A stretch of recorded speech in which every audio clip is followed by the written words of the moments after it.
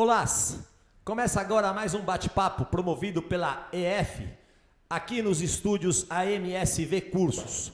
Hoje o tema norteador desta conversa é a hidroginástica. Quem nos acompanha aqui é o professor mestre Francisco Querbege, comumente conhecido como professor Chiquinho. Ele tem uma vasta experiência na área acadêmica, sobretudo no ensino superior. Também atua como profissional especializado no ramo das atividades aquáticas. Não é isso, professor? Seja bem-vindo. Tudo bem, Ronaldo? É isso mesmo, é verdade. Já estou bastante tempo na área de atividades aquáticas. É um prazer tê-lo aqui. Cabe aqui, e merece ser dito aqui, que ele é um dos idealizadores da EF, juntamente com o professor Eduardo Natali e Fernando Amaral. É isso aí. Mais uma vez, seja bem-vindo, Chiquinho, e, por favor, nos esclareça algumas questões aqui. Chiquinho, sabemos que a atividade física ou o exercício físico na água já é realizado há muito tempo, né? Em uma época remota, na verdade, séculos antes de Cristo, isso já existia de alguma forma, não é isso? Sim. Porém, parece que somente a partir mesmo do século XIX é que essas ideias, esses conceitos passam a ter um caráter científico, né, a partir de certas pesquisas, né, em especial, se não me engano, na hidroterapia, não é isso? Isso mesmo. Conta pra gente um pouco sobre isso, até o momento em que surge, até o momento em que se origina aquilo que chamamos hoje de hidroginástica. Então, antigamente, essa relação que o homem tinha com o meio líquido sempre existiu. Só que era uma coisa empírica, porque o pessoal gostava de água, entendia que a água era importante, mas não tinha pesquisa sobre qual era a importância da água em relação com o homem, com o ser humano. Os fisioterapeutas foram os primeiros realmente a pensar nisso, numa forma de prevenção e também de reabilitação. Tanto que até hoje existe a hidroterapia, né, que é uma técnica utilizada, onde você usa shiatsu, watsu, umas outras técnicas também, que ajudam muito com as pessoas que têm algum tipo de deficiência. Depois de um bom tempo, então, no caso, a educação física também começou a abrir os olhos, que isso também podia servir como uma forma de atividade física e também uma forma de treinamento. Tanto que hoje, o esporte de alto rendimento, outros esportes que não são dentro d'água, o caso, por exemplo, do rugby, o caso do futebol, o caso da NBA, eles utilizam hoje a hidroginástica dentro da sua periodização de treinamento. Então, eles enxergaram que também isso serve não só como prevenção, como treinamento, mas uma forma também de reabilitação pós-jogo. Isso, eu ia dizer, isso acontece em especial no momento de recuperação. Sim. Quer dizer Sim. que a pressão hidrostática, nesse sentido, além do dinamismo que pode ser realizado dentro da água, do movimento... Não só a pressão, mas também com a temperatura. Foi aí que apareceu aquela técnica de contraste, né, da água fria, da água mais aquecida. Então, você trabalha com a vasodilatação e a vasoconstrição. De qualquer forma, as atividades surgem primeiro, então, como uma forma de terapia. Sim, não é sim. isso? Essa que foi a ideia Só inicial. Só depois que vem a hidroginástica e aí começam a surgir seus benefícios, enfim. Isso. Na década de 80, de 80 para 90, já começaram a aparecer alguns trabalhos e o pessoal começou a escrever sobre hidroginástica, né? Os americanos começaram a implantar isso nas academias e o brasileiro começou a trazer isso aqui. Tem uma convenção nos Estados Unidos chamada IDEA, que normalmente ela é feita em San Diego, lá na Califórnia, e apareceu dentro dessa convenção, né, algumas técnicas de treinamento de hidroginástica. Então, alguns professores foram lá, pesquisaram isso, trouxeram para o Brasil e implantaram nas grandes redes de academia. Então, a hidroginástica ela apareceu aqui com uma relação efetiva do homem à água, mas principalmente estudando primeiro o que era o ambiente, esse meio líquido, né, como é que o homem tinha essa relação. Aí, num segundo momento, apareceu de que forma nós vamos trabalhar com esse indivíduo dentro d'água. Então, eles dividiram em 3 níveis. Então, hoje você tem uma hidroginástica para iniciantes, para quem não tem muito contato com a água, precisa mesmo fazer uma adaptação ao meio líquido, para depois começar a fazer uma atividade física. Depois, no segundo momento, entrou a hidroginástica para intermediários, que são aquelas pessoas que têm contato com a água, mas ainda não é uma forma de treinamento. Mas aí apareceu, então, a hidroginástica avançada, que aí sim, entrou com outros materiais, que você divide em materiais resistidos, materiais flutuantes, que causam uma sobrecarga. Com essa sobrecarga, então, efetivamente virou uma forma de treinamento. Perfeito. E quando surge principalmente mesmo para a população idosa? Então, hoje a procura né, 70%, 80% são as pessoas idosas. Existem trabalhos específicos para ele. Mas apareceu esse paradigma que parece que a hidroginástica só é indicada para pessoa idosa. Não é isso. Hoje você trabalha com crianças, existe também o trabalho kids, existe o trabalho com adolescentes, com adultos e também com a terceira idade. Por que não? Agora, existe a forma de trabalhar. Quer dizer, sempre você tem uma clientela diferente que você pode trabalhar dentro d'água. E eu acredito que a grande vantagem de você trabalhar no meio líquido é isso. Ela te possibilita uma infinidade de realizações, de exercícios, de movimentações, que às vezes você não consegue no meio terrestre. E uma das maiores causas disso aí é quando é o trabalho realmente com pessoas que têm uma deficiência física ou intelectual. Alguns movimentos que a gente consegue fazer dentro da água, eu não conseguiria fazer fora da água. Agora, uma outra coisa que é importante falar é que o pessoal confunde muito o trabalho da natação com o trabalho da hidroginástica, né? Apesar de ser no mesmo ambiente líquido, são duas causas distintas. Tanto que a hidroginástica, ela tem o alto e o baixo impacto, e a natação não tem impacto nenhum. Então, quer dizer, são diferentes, o pessoal confunde muito isso. Mas são dois trabalhos relativos porque são feitos no meio líquido. Tá certo. Chiquinho, considerado como uma atividade aeróbia, ela promove o desenvolvimento, o aprimoramento de algumas capacidades, não? Sim. Quais seriam essas? Por exemplo, a aula de hidro, ela tem o seu início, meio e fim, né, como toda atividade. Na parte principal dela, depois do aquecimento, a gente tem uma divisão dos trabalhos aeróbios e os trabalhos neuromusculares. Normalmente, esse trabalho neuromuscular que é localizado, ele tem uma intensidade maior. Mas você começa também com o aeróbio para trabalhar o cardiorrespiratório. Então, aí você começa a perceber, bom, então eu estou trabalhando algumas capacidades, vamos trabalhar algumas capacidades. Porque para você se movimentar dentro d'água, naturalmente você usa essas capacidades contra a resistência da água. E eu acredito que esse seja um grande benefício, porque além de você trabalhar contra a ação da gravidade, você trabalha também com a resistência da água o tempo inteiro. Uma grande diferença que eu acredito que seja bem objetiva da natação. A natação, os profissionais ficam o tempo todo tentando melhorar os movimentos, dando um polimento naquele movimento, para obter um rendimento maior no deslocamento do meio líquido. Na hidro é o contrário. Qualquer tipo de movimento que você faça, quanto mais resistência você criar, quanto mais atrito você criar na água, melhor para o indivíduo. Porque essa é a causa, o benefício que a água te traz. Qualquer movimentação que você faz dentro d'água, melhora a sua capacidade funcional. Então, capacidades como resistência muscular... Força, resistência, agilidade, você trabalha tudo dentro d'água. Vou citar um caso que vai tentar exemplificar bem o que você me perguntou. Às vésperas da Copa do Mundo de 86, o Zico, que era o grande jogador da época, ele tinha acabado, você lembra muito bem, né? O grande ídolo do Flamengo, da seleção brasileira. E o Zico foi convocado para a Copa, ele tinha acabado de sair de uma lesão séria de joelho, de uma cirurgia. A reabilitação dele, para ele poder entrar na Copa e poder estrear na Copa, foi feita em cima da hidroginástica, numa atividade que nós chamamos de deep runner, quer dizer, uma corrida no fundo da piscina, onde você não tem contato com o chão. Então, utilizava-se um cinto chamado joker, né? É um cinto flutuante, que ele suporta entre 80 a 120 quilos, e a pessoa faz uma corrida estacionária dentro d'água, sem impacto nenhum. Isso foi o grande boom do momento. Sem deslocamento mesmo? Ele pode fazer estacionário ou ele faça deslocamento. Perfeito. Depende da metodologia e da transição do profissional. E ele fazendo esse trabalho terrestre na musculação, né? E também dentro d'água, possibilitou que ele entrasse na Copa do Mundo, coisa que pouca gente acreditava. Então, a partir desse momento, desse acontecimento, muita gente começou a acreditar mais no real benefício da hidroginástica. Pois é, está aí uma dos grandes significados e importância da hidroginástica, né? Da atividade física realizada na água. Agora, Chico, fala-se em diversas vantagens, porém sabemos que quando se encontram vantagens, também se encontram desvantagens, não é isso? Fala um pouco para a gente sobre essas questões aí que trazem, então, os benefícios, mas também podem trazer prejuízos de alguma forma. Sim. Bom, uma das coisas que eu costumo dizer para os meus alunos, nas palestras que eu faço sempre do meio aquático, é o seguinte. Primeira coisa, qualquer atividade física ela é benéfica a partir do momento que ofereça prazer para a pessoa que está fazendo e que o profissional que está ministrando esse tipo de aula de treinamento tem que ter a qualificação necessária para isso. E eu percebo que muita gente leva a hidroginástica como se fosse apenas uma brincadeira, né? Que até pode ser.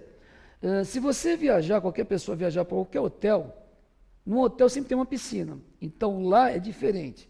A pessoa que dá uma aula de hidro lá, ela está fazendo aquilo de uma forma recreativa, porque as pessoas que estão hospedadas para ficar alguns dias, algumas semanas, elas não querem fazer uma aula de hidroginástica, elas querem se divertir.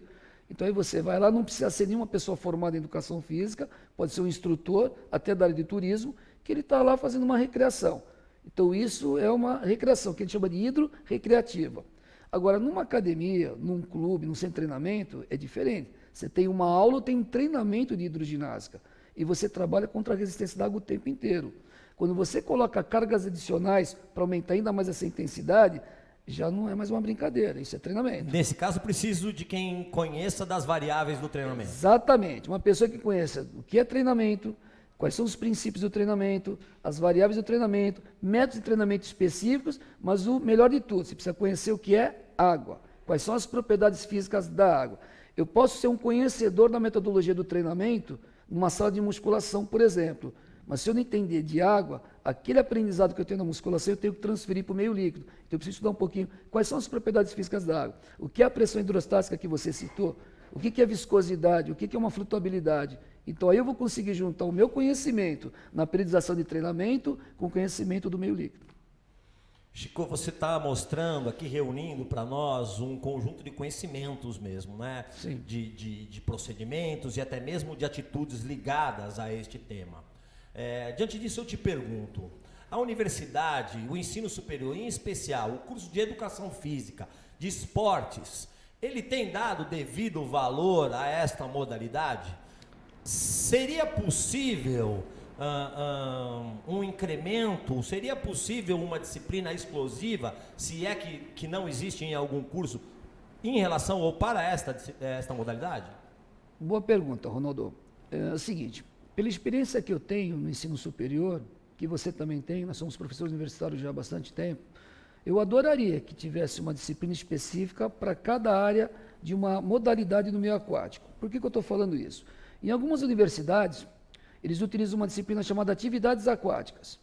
Até aí eu acredito que seja interessante, porque você conhece as várias modalidades do meio líquido, além da natação. Entre elas a hidro. Entre elas a hidro. Só que acontece aquela história de sempre, né? Você aprende um pouquinho de cada e não se especializa em nada. Então você sai da faculdade com conhecimento generalista e não especialista. Então eu sempre costumo dizer, a faculdade, ela tem essa vantagem de preparar aquele profissional com uma base, uma formação generalista. Então ele vai ter que procurar fora da universidade, ou no curso de extensão, ou então numa pós-graduação, voltado especificamente para essas áreas. Então hoje nós temos pós-graduação em atividades aquáticas, mas quanto tempo eu vou aprender de cada modalidade? Ainda é pouco. Você sabe que além do conhecimento teórico, você só consegue desenvolver na prática, basicamente saber que ele é efetivo, se dá certo, se não dá, se dá resultado. As pesquisas que tem são teóricas, mas eu preciso transformar isso em quê? Em elementos práticos, né?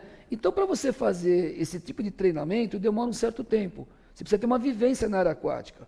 Normalmente, os professores hoje que dão aula de natação, eles acabam dando aula de hidro na academia, porque às vezes é imposto pela coordenação da academia, porque também dá um rendimento maior em termos de salário. Mas se você perguntar quem realmente é especialista em hidroginástica, são poucos. Você tem mais especialista em natação trabalhando com hidroginástica do que um profissional que vive exclusivamente da hidroginástica. E a hidroginástica, você falou da terceira idade, é um grupo especial, mas nós temos outros grupos especiais. Exemplo, as gestantes, né, procuram muito a hidroginástica. E às vezes esse profissional sabe trabalhar com terceira idade e não tem conhecimento para trabalhar com gestante. Então a hidroginástica não é apenas uma aula, ela tem uma ramificação de outras áreas muito grande. Então está faltando profissionais que procurem se qualificar em todas essas áreas que eu citei. Compreendo perfeitamente. Chico, por favor, traga para a gente um pouco das características da hidroginástica, desde a sua estrutura local, enfim, material, estruturação de aula de alguma forma, se ela precisa passar por determinadas etapas, enfim, traz um pouco desse conhecimento acadêmico para a gente, por favor. Você sabe que eu costumo dizer que a hidroginástica ela tem uma vantagem enorme para quem quer entrar na área da educação física. Quer dizer, acabou de se formar agora, ele está procurando uma área para se encontrar. Às vezes você quer trabalhar com natação, você tem paixão por água, mas você não conseguiu assimilar o ensino dos 4 nados, por exemplo. E aí vem sempre aquela pergunta, pô, você precisa saber nadar para dar aula de natação. A hidroginástica tem uma vantagem, você não precisa saber nadar para dar aula de hidro. Segunda vantagem, depois eu vou te explicar da estruturação. É uma aula que eu não preciso estar dentro d'água. Aula de natação, por exemplo, para iniciantes, você está o tempo todo dentro da água. Na hidro, não. Aí eu posso estar fora da água, desde que eu esteja num local que os meus alunos consigam me observar e me escutar, para eu poder transmitir e me comunicar com eles. Então, eu posso estar fora da água. Terceira vantagem é uma aula bem preparada com música. Natação nem sempre você treina ou faz aula com música. A hidro é baseada também com uma das ferramentas de trabalho, que é a música. Não necessariamente, porque também tem muita gente que pergunta assim, se eu não tiver música eu não posso dar aula de hidro? Você consegue dar tranquilamente. Afinal de contas é uma ginástica e como tal deve herdar alguns elementos. Exatamente. E aí é outra coisa que você falou, essa transferência de aprendizagem. Normalmente, quem se identifica para dar aula de hidroginástica não é o professor de natação, é o professor de ginástica. Porque a hidroginástica realmente é uma ginástica feita no meio. O professor de ginástica tem uma outra vantagem, que é ter um bom ouvido, porque você trabalha com alguns CDs mixados. Essa mixagem é feita em BPMs. Então as pessoas que dão aula de ginástica já estão acostumadas com frases musicais, saber o que é 4 tempos, o que são 8 tempos. Então ela tem um ouvido para saber a mudança da intensidade da música, da parte aeróbica para a neuromuscular. E a pessoa que já vai direto para a hidroginástica não tem essa experiência. Então ela sofre um pouquinho no início. Tem dificuldade talvez de estabelecer essa relação entre os tempos da música e a intensidade do esforço. Que tem tudo a ver. Por isso que eu falo que aquela hidrorrecreativa não tem nada a ver com uma aula formal. A hidrorrecreativa você faz qualquer coisa lá e o pessoal executa. É uma brincadeira. Na aula não. Na aula você tem que ter uma relação direta entre a música que você colocou, que você mixou. Se é uma turma iniciante, você tem um tempo. Se é uma turma avançada, é um outro tempo. 130, 140 BPMs não é a mesma coisa que 110 e 120 BPMs. Então, em que momento que eu vou colocar isso? Em que parte da aula? Então, é uma ciência, você tem que estruturar a aula. Uma aula de hidro não é feita empiricamente, você tem que prepará-la, pelo menos um dia antes, para saber se vai dar resultado, que nível de aluno que eu tenho. Ah, mas lá na aula de hidroginástica aparecem vários níveis. Essa é a grande dificuldade. Você, quando está ministrando uma aula de hidro, na mesma aula, você vai ter pessoas que nunca fizeram aula, pessoas que já têm algum tipo de conhecimento, já fizeram algumas aulas, e gente que faz muito bem. Como é que você vai conseguir trabalhar 3 níveis na mesma aula? Então você tem que saber dosar as intensidades e o volume. Traz um pouquinho mais, Chico, para a gente dessas características estruturais, então. Legal. E também da estrutura de aula, por favor. Por exemplo, a aula ela é baseada como todas as aulas, né? Ela tem um início, meio e fim, que nós chamamos de aquecimento, a parte principal é a volta calma. Normalmente nas academias, que é o grande mercado da hidroginástica, não só os clubes, você tem aulas em média de 50 minutos. 50 minutos a 1 hora, mas a grande média é de 50 minutos. Então você separa uns 10 minutos de aquecimento generalizado, da maneira que você quiser, utilizando a estratégia que você quiser. Você trabalha mais ou menos a parte principal de 30 a 35 minutos e deixa 5, 10 minutos no final para uma volta calma, que também do jeito que você quiser. Só que esses 35 minutos, por exemplo, que você pode aumentar um pouco mais ou achar, você divide nos trabalhos aeróbios e trabalho neuromuscular. Aí depende do tipo de aula que você vai dar. Se hoje eu vou dar uma ênfase maior ao cardiovascular, eu vou aumentar um pouquinho mais o aeróbio. Se no outro dia eu quero trabalhar um pouquinho mais a capacidade de força ou de potência, eu posso aumentar um pouquinho mais o neuromuscular. Então essa divisão de aula é o profissional com qualificação que vai saber como dosar isso. Fora isso, eu tenho o melhor material do mundo, que é a água. Se eu tiver água e uma pessoa lá dentro para executar movimento, eu não preciso de mais nada, nem da música. Mas como a gente quer deixar a aula mais prazerosa e mais eficiente, eu uso a música, que vai dar também uma motivação maior, que tudo que é feito com música é mais gostoso. Eu já tenho a água, que normalmente é aquecida, é bom deixar claro isso. A gente utiliza uma temperatura entre 28 a 30 graus em média, uma temperatura gostosa. Isso aumenta a flexibilidade articular dentro da água, por causa do aquecimento, também é uma vantagem muito grande. E além disso, tem os materiais, os acessórios que a gente fala. Que eu tenho materiais flutuantes, por determinado tipo de aula que eu quero, e eu tenho os materiais resistidos, onde eu causo o quê? Uma resistência maior além da água. Então são trabalhos de força, de potência e de resistência também. Na volta calma, eu posso trabalhar também um alongamento, eu posso colocar uma massagem dentro da água, posso fazer uma brincadeira, uma recreação. Então a aula é muito divertida. Raramente você vê alguém sair de uma aula de hidro com uma cara fechada. Ele sai com uma cara alegre por quê? Porque ele sabe que naquele momento ele está conquistando uma socialização muito grande. Não tem aula de hidro uma pessoa sozinha, é raro acontecer isso, talvez um personal. Normalmente é uma aula com bastante integrantes. Você tem várias faixas etárias, então a comunicação entre as gerações é interessante. Você tem o aspecto físico, porque é uma aula que tem uma atividade física muito interessante. Você tem essa melhora das capacidades físicas, é cardiovascular, é respiratório. Você tem um retorno do sangue venoso muito mais interessante, uma irrigação sanguínea muito melhor, fora as movimentações. Uma temperatura agradável. Temperatura agradável, e fora isso, além da música, quando você está executando algum movimento lá, você utiliza muito a fase concêntrica, que é a fase interessante. para quem gosta de trabalhar contra a resistência. O aluno percebe que quando ele sai da água, ele saiu muito melhor do que ele entrou. E é uma coisa, a hidroginástica, se você souber trabalhar, você faz isso até no teu condomínio, você faz isso na sua própria casa, você não precisa ir propriamente para uma academia. Quer dizer, ela te oferece uma amplitude assim de movimentos, de características, de prazer, que muita modalidade não oferece. Muito bom, muito interessante. Chiquinho, a modalidade hidroginástica apresenta algumas frações de modalidade, por assim dizer, algumas modalidades menores. Tem. Não é isso? Traz aí um pouco para a gente dessas partes da hidroginástica, por assim dizer. Porque vê uma coisa interessante, as outras modalidades se interessaram tanto pela hidro que hoje você consegue estabelecer mais de 20 tipos diferentes de aula de hidro. Vou dar um exemplo, são as artes marciais. Hoje tem um tipo de aula que eles chamam de hidrofight, que seria o quê? Eles praticamente utilizam os movimentos das artes marciais dentro d'água. Só que eu tenho que lembrar uma coisa, que às vezes um professor iniciante se perde um pouquinho. O tempo do movimento dentro d'água é diferente do tempo do movimento fora da água. Então, quando você está ministrando aula fora d'água, que você mostra o movimento, para você ter uma resposta visual, não é o mesmo dentro d'água. A gente calcula sempre o seguinte, o movimento dentro d'água, ele é metade do movimento fora d'água, da velocidade de execução do movimento. Então é importante o quê? Que a pessoa que está ministrando aula entenda que aquelas pessoas que estão na sua frente, que fazem o espelho, elas vão ter uma movimentação mais lenta daquilo que você está solicitando. Entendeu? E fora isso, fora d'água eu só tenho ação da gravidade. Dentro d'água a execução é diferente, porque eu tenho a resistência da água o tempo todo, o atrito da água, a viscosidade. Não é isso? Outro detalhe importante, as pessoas normalmente têm uma profundidade que é interessante. A gente calcula sempre a altura dos mamilos, mais ou menos, né? Então não é uma piscina funda. Então mesmo aquelas pessoas que têm um pouco de hidrofobia, que têm muito medo de água, elas vão fazer hidro, elas não fazem natação. Mas elas fazem hidro por quê? Porque não tem parte funda na hidro. O tempo todo ela vai estar com o pé no chão. A não ser que eu faça um trabalho em suspensão. Suspensão é um trabalho que nós fazemos no fundo da piscina, mas todas essas pessoas, mesmo que não saibam nadar, trabalham com um cinto flutuante, que suporta muito bem o peso dessa pessoa, ok? A pessoa vai trabalhar no fundo, não tem impacto no chão e é uma aula super prazerosa. É isso. Ok, perfeito. Chiquinho,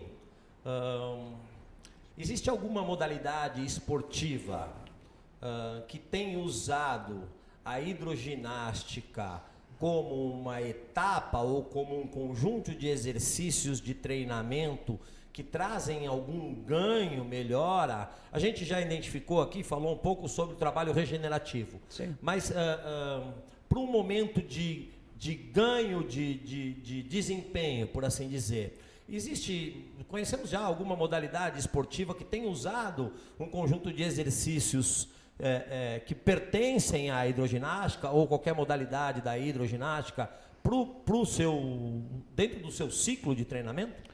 Então, a gente costuma dizer o seguinte, Ronaldo, aí tem uma diferença de esportes terrestres para os esportes aquáticos. Vou dar um exemplo dos dois um pouquinho para você. Dos esportes aquáticos, todos utilizam algumas aprendizagens da hidroginástica. Vou dar um exemplo para você. A natação utiliza, o polo aquático utiliza e o nado sincronizado utiliza. E a hidroginástica faz o caminho inverso também. Ela utiliza um conhecimento dessas três áreas também em alguns tipos de aulas diferentes. Por quê?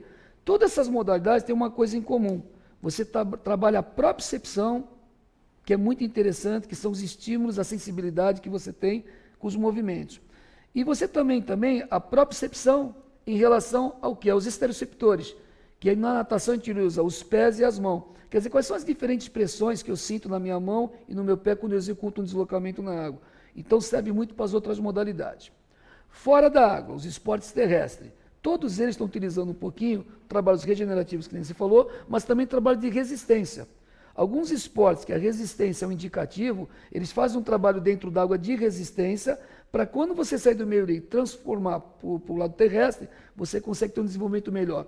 Qual é a grande vantagem? Numa sala de musculação, se eu trabalho força, querendo ou não, você agride um pouco as articulações. Dentro d'água não tem essa agressão às articulações. Mas eu posso fazer um trabalho de força dentro d'água? Não só pode, como tem. Qualquer aparelho que eu utilizar que aumente o atrito, eu já consigo fazer um trabalho de força. Eu posso fazer tanto isométrico como isotônico. Depende qual é o meu objetivo. Só que a grande vantagem é que eu consigo trabalhar com uma flexibilidade articular maior, sem agredir as articulações. Qual a única diferença básica que existe? Que é lógico que o trabalho feito no meio terrestre, ele te traz um resultado mais rápido. E na água é um pouco mais lento.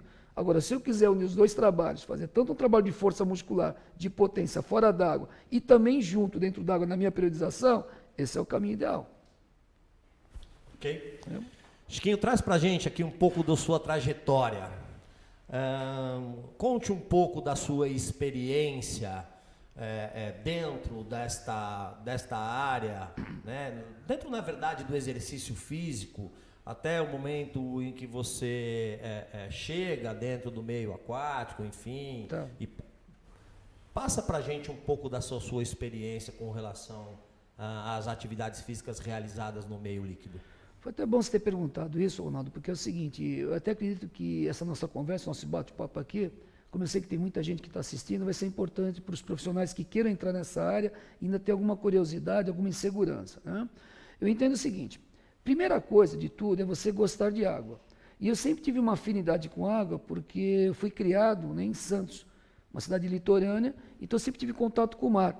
Quando eu vim para São Paulo para morar, estudar aqui, eu tive um pouco de dificuldade nisso e procurava um pouquinho os lugares que tivesse água. E aqui em São Paulo nós tínhamos o quê? As escolas de natação. Não eram chamados de academia, eram escolas que só tinham piscina. E aquilo me encantou, de eu procurar. Comecei como todo mundo, eu já estava na faculdade de Educação Física, eu tinha que fazer estágio. Então a primeira coisa que eu pedi para o meu professor de estágio, eu posso fazer em natação, porque eu gosto de água. E ele me autorizou e eu comecei a fazer. E aí eu comecei a perceber que a piscina, ela tem uma infinidade de atividades, de movimentações, de exercícios que eu não encontrava fora da água. Eu também praticava outros esportes terrestres, futebol, tênis, ia na academia, mas nada disso me dava tanto prazer e tanto conhecimento como a água. O que eu comecei a fazer? Procurei então me especializar.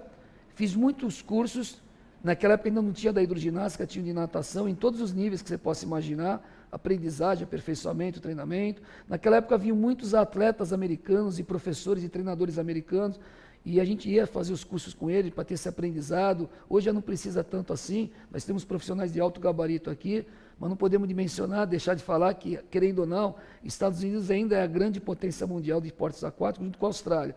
Então a gente procura aprender muito com eles. Naquela época nós não tínhamos a internet, então eu não podia me basear em artigos científicos, porque eu não tinha acesso a isso. Então eu tinha que ir na biblioteca da USP, porque lá que tinha todo o acervo que nós precisávamos, né? Hoje não, hoje a gente tem a internet em tempo real, eu consigo o que eu quiser. Eu lia muito os artigos do American College, que até hoje é uma referência mundial em artigos científicos, o que o pessoal está treinando, o que o pessoal está fazendo de experimento. Isso começou a me dar uma maturidade muito boa nas atividades aquáticas. Com isso, eu terminei meu estágio, me formei. Qual foi meu primeiro emprego? Professor de natação. Então, comecei a dar aula de natação. Quer dizer, fui estagiário de natação, fui professor de natação. Aí eu tive um convite, né, do investidor, dono da academia, para que eu coordenasse todo o departamento de natação. Então, de professor, eu virei coordenador. Depois de coordenador... De natação ou de atividades aquáticas, nesse caso? Aí que tá. Primeiro foi só natação.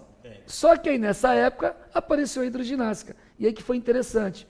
Para eu implantar a hidroginástica, eu tinha que conhecer o que era a hidroginástica. Então, eu comecei a fazer também uma série de cursos sobre hidroginástica, com os melhores profissionais que nós tínhamos na época. Até hoje, eles estão em evidência. E implantei a hidroginástica. Então, para eu coordenar o departamento aquático, não bastava só a natação. Eu tinha que ter uma relação da natação com a hidroginástica. Tanto que eu consegui isso, que durou mais de 15, 20 anos esse trabalho, contratando muita gente, treinando esse pessoal, aprimorando. E eu, quando eu estou treinando alguém, estou aprimorando, eu também estou treinando, e também estou me aprimorando. O aprendizado é sempre para os dois lados. Sempre nós estamos aprendendo também. E isso me ajudou muito na minha carreira.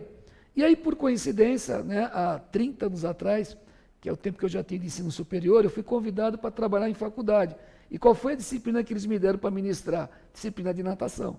Então isso foi muito interessante, porque eu aprendi o outro lado. Como é que eu poderia trabalhar na formação de profissionais dessa área, que eu tanto gosto, não só lá na academia, mas também em ensino superior. E é o que eu faço até hoje, eu trabalho na formação desses profissionais. O que eu lamento? Que na minha época, nós tínhamos 2 anos na faculdade, não 2 semestres. 2 anos das matérias aquáticas. Depois passou para 1 ano e hoje nós temos 1 semestre. É óbvio que é pouco para um profissional que queira entrar na área. Então, o que nós temos que trabalhar agora? Na qualificação. Então, quando eu indico aos meus alunos que depois de se formarem, façam os cursos de extensão, façam pós-graduação, é porque eu entendo que só essa formação generalista é insuficiente. Então ele vai ter que procurar uma formação específica dessa área que ele quer entrar nesses cursos de qualificação. Mas não é só isso. Ele tem que ler pelo menos um livro por semana. Ele tem que ler pelo menos 3 artigos por semana. Poxa, mas isso é legal? Eu acho que é.